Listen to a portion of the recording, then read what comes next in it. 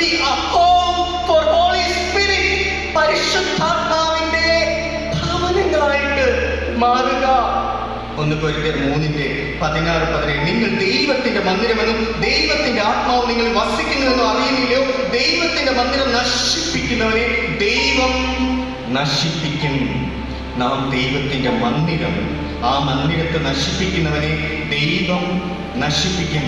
നാം ദൈവത്തിന്റെ മന്ദിരം, ആ മന്ദിരത്തിൽ അശുദ്ധി നിറയ്ക്കുന്നവനെ ദൈവം നശിപ്പിക്കും എന്ന് വചനത്തിൽ കാണുന്നു. നിലയാത്ത നാഴികയിൽ കേൾപ്പിൻ, നിലയാത്ത നാഴികയിൽ കർത്താവ് വരുമ്പോൾ ആരായിട്ടായിരിക്കും നമ്മെ കാണുന്നത്? 1 കൊരിന്ത്യർ 6:9-10 കാണുന്ന പ്രകാരം ദുർനടപ്പുകാരായിട്ടായിരിക്കുമോ?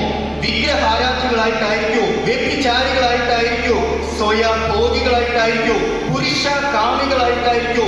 കള്ളന്മാർ ആയിട്ടായിരിക്കോ? അത്യാഗ്രഹികൾ ആയിട്ടായിരിക്കോ? മദ്യപന്മാർ ആയിട്ടായിരിക്കുമോ?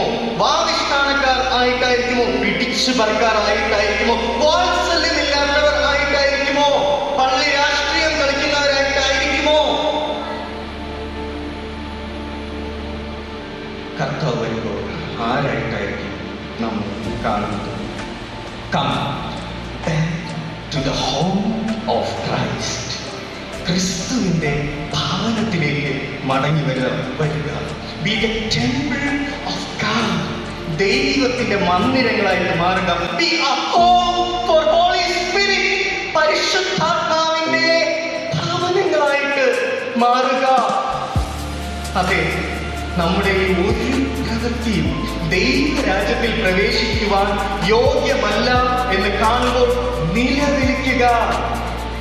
ചില രാജാക്കന്മാർ ദൈവശബ്ദം കേൾക്കുമ്പോൾ അവർ രട്ടിലും വെള്ളിയിലും ഇരുന്ന് നിലവിളിച്ചതുപോലെ, അവർ അവരുടെ വസ്ത്രങ്ങൾ കീറി നിലവിളിച്ചതുപോലെ, അവർ മണ്ണ് വാരി തലയിലെറിഞ്ഞ് നിലവിളിച്ചതുപോലെ നിലവിളിക്കുക.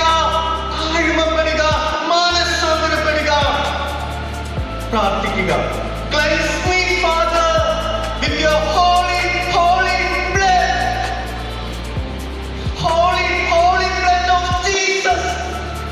യേശുവിന്റെ രക്തത്താൽ, പുണ്യാഹ രക്തത്താൽ എന്നെ കഴുകണമേ.